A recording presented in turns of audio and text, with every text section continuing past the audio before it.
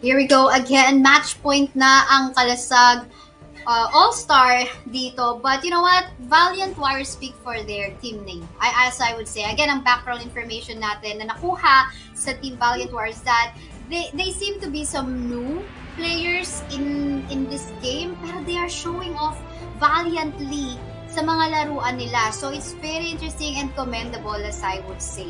So, meantime, well-respected pa rin ang Kalasag. Ayaw nila ayaw nilang magpa-easy na, sige, try natin bigay yung Aya sa kanila. Kasi Aya, parang, parang sure win eh. Is it even good to say na parang sure win talaga tong Aya na to? Actually, it is at least a high percentage of winning. A really high one kapag meron kang Aya. And it's already backed up by stats and results. And Valiant Warriors ngayon naman, irerespeto ni Elsu kasi hindi pa ito napipick ng Kalasag All-Stars. Florentino, one of the heroes that we have mentioned that can actually deal with the team fight-based composition that Kalasag All-Stars usually draft, tatanggalin din nila. Yeah, that is for sure.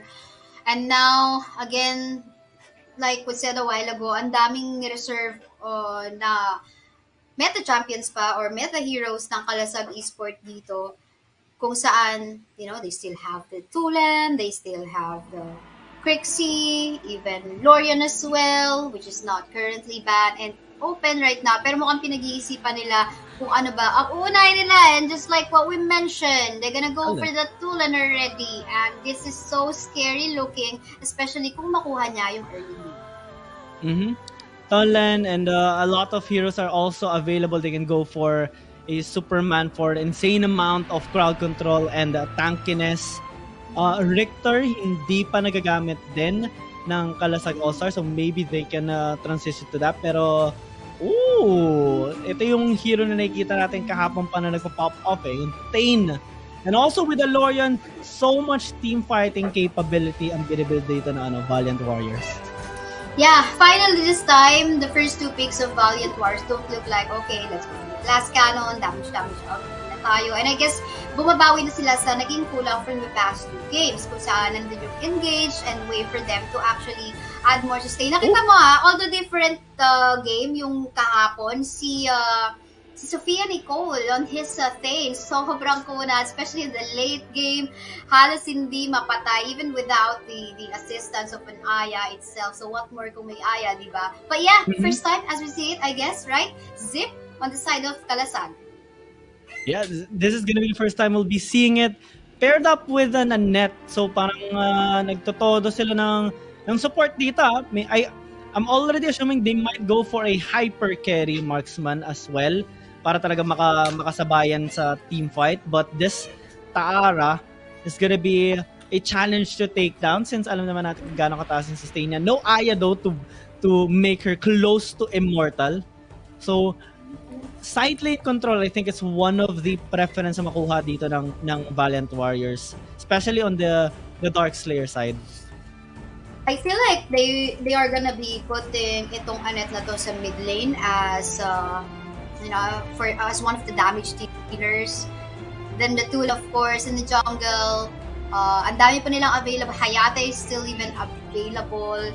But I agree, looking good so far talaga din dito yung draft ng Valiant Warriors. Of course, in terms of the sustain. So medyo mahirap patayin yan, especially if titignan lang natin so far yung damage output na sa early game na pwedeng gawin dito ng Tulen as well. Ng Anet. And at the same time, Lorion, hindi naman makakailang damage output na most especially sa late game. So we can't, it's hard to predict right now just basing on the first three picks. But yeah, let's find out kung paano nila sasagutin ng isa't isa.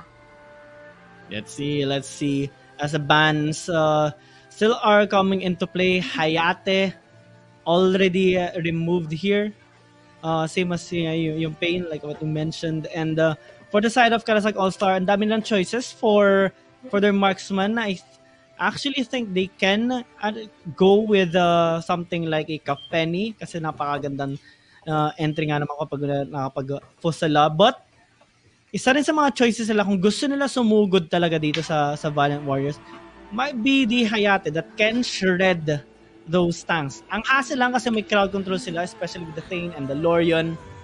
but it can do the work with regards to the damage. Shredding power, napakaganda.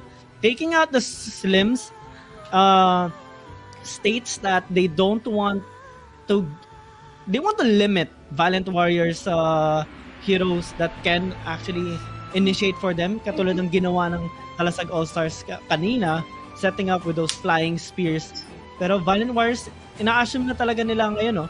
Picking up the Joker actually states that you think your enemy team will go with the Hayate, and nakakatulong din kasi yung skills ng Joker para maka-retain. And wow, is this a double marksman? Marksman. This is Max. Yeah. Pinili na dito. Global presence. Sila.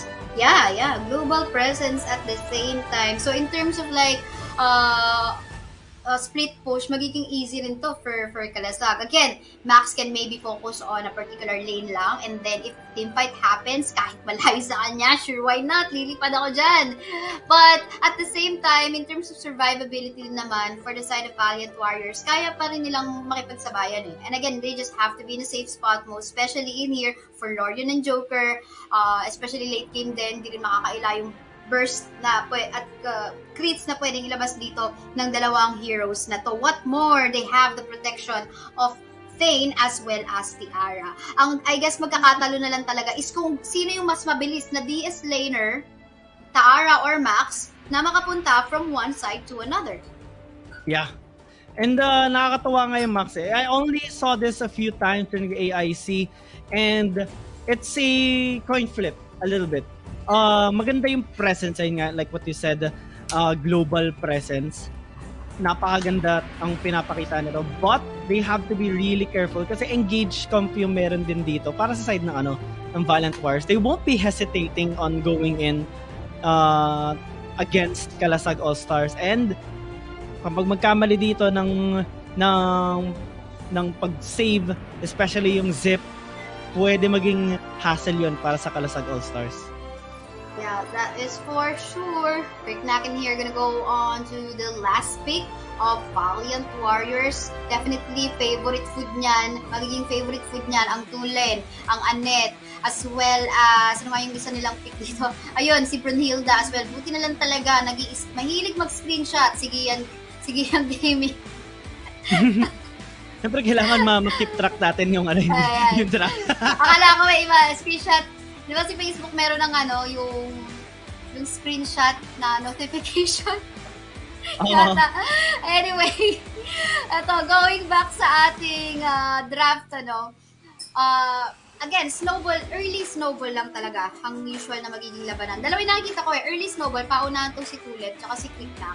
And then sa DS laner naman natin, sino rin yung mauuna na okay, clear the lane, shove the waves, and then assist agad. Of course, if pag-uusapan natin global presence, mas lamang si Max. But if we assume na hindi available yung kanyang ultimate dito, then kaya din naman makipagtapatan nitong si Taara in terms of sabulan. Again, we do know na meron din siyang movement speed. Yeah, and in terms of sustain, I think I also want to give the Taara the upper hand. So far, they have 2, 3, almost 4. Well, actually, 4 yung susugod sa kanila. 2 yung sobrang kunat. Tapos, yung Joker, kahit paano makasustain yan. And papoke-poke lang yan eh. So, they can actually avoid a little bit itong composition ng Kalasag All-Star and be creative in their approach. Kahit naka-Brunilda naka-Brunilda dito yung Kalasag All-Star, yung problem kasi pwede sa engage yan and ma-chain CC lang. Tapos ma-burst out. So, magiging sobrang malaki responsibility ng dalawang support na meron sila, particularly the Zip and the Annette, to really protect their marksman and also the Talon. Because if they fall down, bagsak yung comp nila.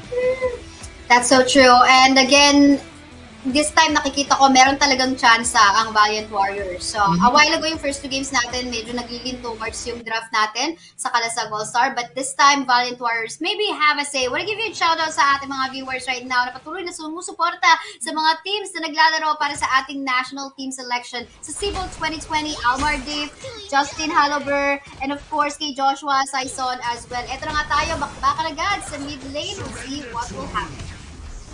Let's see. In this game, Kalasag All-Star, they're the ones who are gonna be scaling up this time, which is kind of unusual on their playstyle. Usually we see them, especially in the series, building a draft that can actually go head-on against their opponent at an early stage of the game. But Valiant Wars, they're the ones who have this kind of draft. And tinan natin kung magagawa naman nila yon. You know what? Hindi ko pa rin talaga magets why, you know, hindi nila sabayan yung switch lane. Kasi malulugi talaga si Taana dito, si Porky Pop sa top side, lalo na mga range damage dealers to. Look at that, talagang pinupoke lang siya. And now, yes, sabihin natin na by default medyo makunat siya. With 3 members na long range and with a good amount of damage, medyo mahihirapan siya. But let's see, still giving this team a benefit of the doubt and they're showing really valiant plays. And, well, Valiant Warriors, this is their comp. They're gonna be trying to engage, especially with the Thane. Siya yung titingnan natin lagi mamaya. But Porky Pops, falling down. But yun nga, may exchange tayo ng kills doon sa taas ng mapa natin. But on the other end of the map, you can see more fights happening in here. Queen going so low at the moment. Tignan natin kung makakasurvive ba. Zip angry in here. Queen makakasurvive pa ba? Yui in here, medyo lumabas. But then again, makakasurvive siya. Unfortunately though, para sa ating Zip, hindi na rin nakasurvive. Yeah, it's a 2-4-2 and Valiant Wars are already starting to get a bit excited in this game. Starting the Dark Slayer a while ago, but they're gonna be disengaging for a bit. Gusto nila muna makakuha ng mga pickups because it is very much possible with the draft that they do have. Since ang dami nilang crowd control talaga. Yui has to be very careful. Kapag may malapit sa'yo or lumalapit na Thane sa'yo, atras agad. Napakaganda ng mga setups sa pwede gawin nito, and Kalasag All-Stars, they can't afford to lose members early on. Oten dito, sobrang low ng HP, pakasukin ni Mickey. Isang burst na lamang, medyo hindi makakasurvive. But fortunately enough, nandito si Ultimisha going to give that protect. Medyo naging baliktad, no? Si Lorian yung nagbigay ng protection kay Oten, kay Thane. So, but still, that's what you do. If you are a good teammate, you really have to protect, whether kung anong role mo, poprotektahan mo yung teammate mo sa abot ng makakaya. Yeah, you have to protect at all costs. Di bale na ikaw yung mamatay, basta wag yung kasama mo. One key thing though on AZ... grabe, muntik na yun Kamuntikan na, but of course that is Itara. Naman muna natin dito sa ilalim ng tore ng Valiant Warriors. Queen super low in HP, nahabol dito ni Ultimisha. Mau-Ultimisha nga niya ba ito? Queen sasabog dito sa ating mapa. Porky Pops, palayo na. And then again, try to survive under the turret. Make super low in HP, pero salamat sa shield na binigay dito.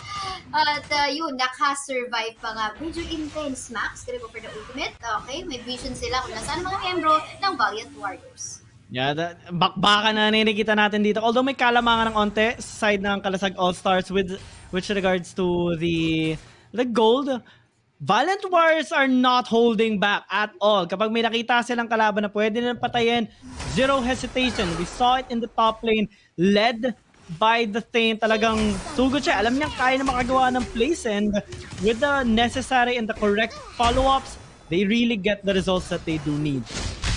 Itong si Porky Pops, yung mapagmahal sa teammates din eh. Kanina nakita natin super low na siya because of the Thunderbird nitong si Mickey. But then again, bumalik pa siya kahit siguro mga 1/10 na lang yung HP niya. Bumalik pa siya sa laban. Gano'n niya kamahal yung teammates niya. Kudos para dito kay Porky Pops.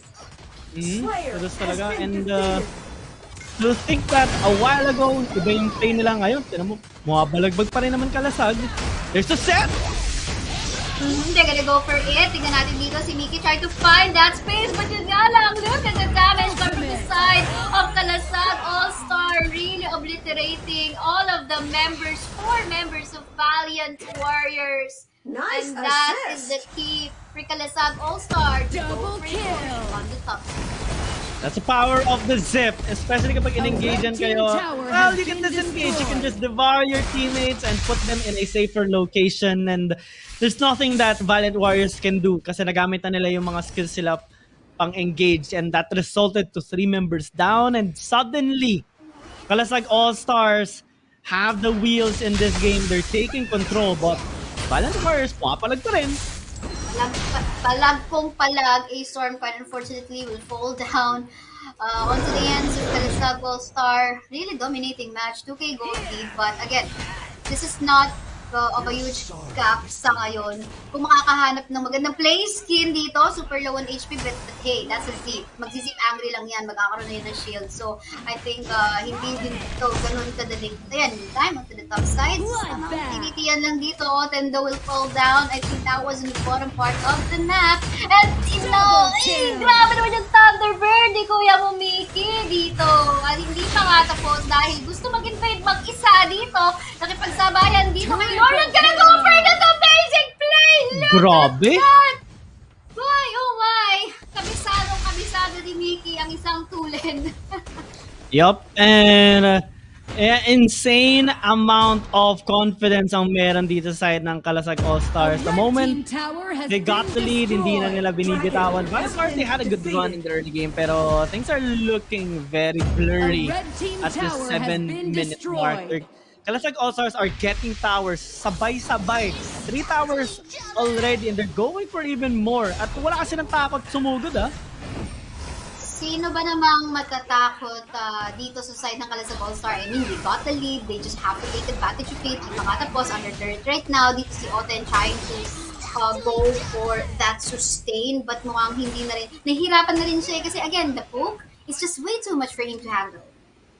Yeah, too much to handle talaga. At medyo lumalaki na talaga yung kalamangan ng Kalasag All-Stars. Especially if we look at the gold 5,000 and it's going for more, and Valiant Wars, they're showing no signs of retaliation as of the moment. Pero napagod ng set yan. Kaso, grabe yung sustain. Yes, definitely, indeed.